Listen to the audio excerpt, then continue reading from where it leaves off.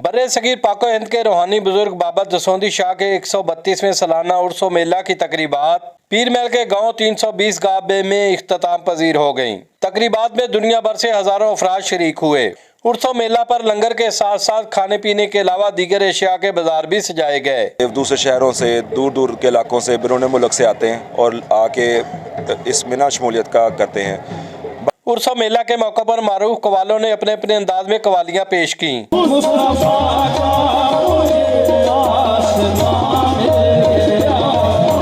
मेला में खेलों के साथ सर्कस, बच्चों के झूले, खेल तमाशे और घोड़ा डांस के मुकाबले करवाए गए।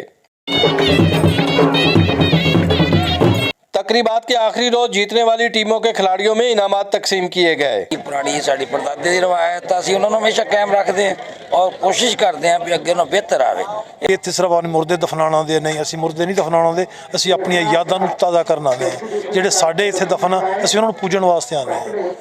आज के जदीद दौर में भी मेले ठेले अपनी रवायात का आलम बुलंद किए हुए हैं। कैमरा टीम के साथ Mohammad Khalid MK, ARY news, Pir महल।